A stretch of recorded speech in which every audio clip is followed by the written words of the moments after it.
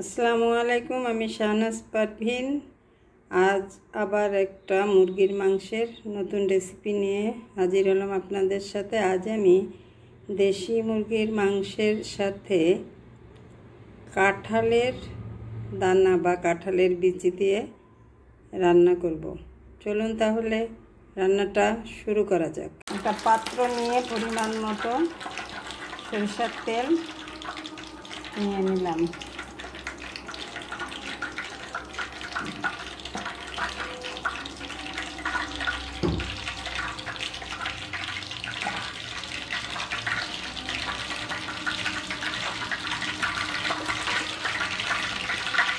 তেলটা গরম হয়ে গেছে, এর ভিতরে এবার কিছু কাঁচা পেঁয়াজ কুচি দিয়ে দিলাম।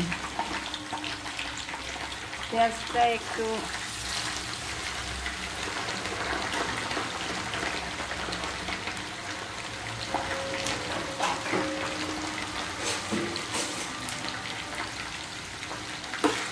বাদামি করে একটু ভেজে নিয়ে তারপরে এর ভিতরে মুরগির মাংস। পেঁয়াজ ভাজা শেষ, এবার আমি দিয়ে দিচ্ছি মুরগির মাংস।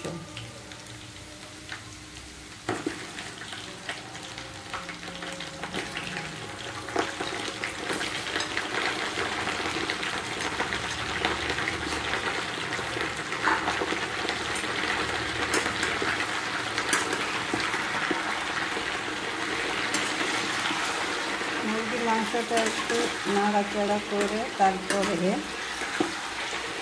একে একে আমি এর ভিতরে সমস্ত ইনগ্রিডিয়েন্টসগুলো দিয়ে দিব। এখন আমি দিচ্ছি সেই কাঁঠালের দানাগুলি, যেগুলো পরিষ্কার করে রেখেছিলাম।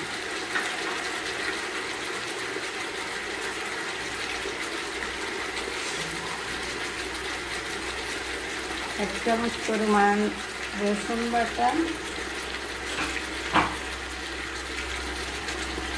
এক টেবিল চামচ পেঁয়াজ বাটা,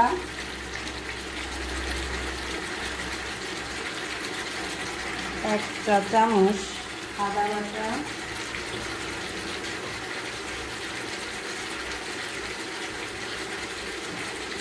পরিমাণ মতো গরম মশলা।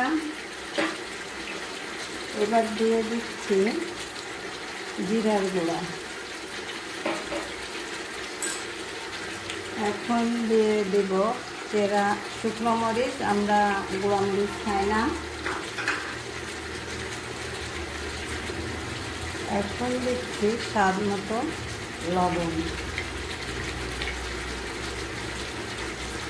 পরিমাণ মতো হলুদের গুঁড়া। এবার আমি মশলাগুলো মাংসের সাথে ভালোভাবে মিশিয়ে নেব।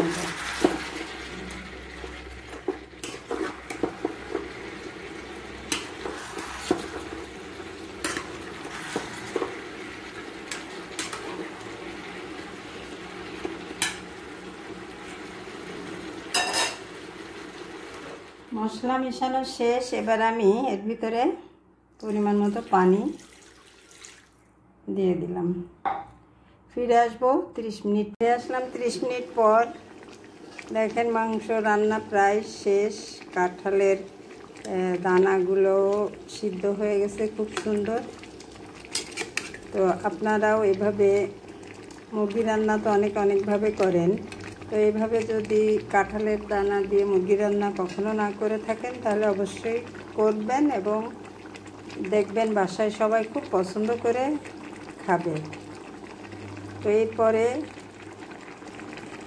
আর 5 মিনিট রান্না করার পরে রান্নাটা শেষ হয়ে যাবে, তারপরে পরিবেশন করব। রান্না শেষ। রান্নাটার কালার দেখেন কত সুন্দর হয়েছে। এটা দেখতেও যেমন সুন্দর হয়েছে, খেতেও অনেক সুন্দর হয়েছে। আপনারা আশা করি বাসায় এরকম কাঁঠালের দানা দিয়ে মাংস রান্না করবেন। যদি আমার রেসিপি ভালো লাগে তাহলে অবশ্যই লাইক, কমেন্ট, শেয়ার করবেন, সাবস্ক্রাইব করে পাশে থাকবেন। ধন্যবাদ সকলকে।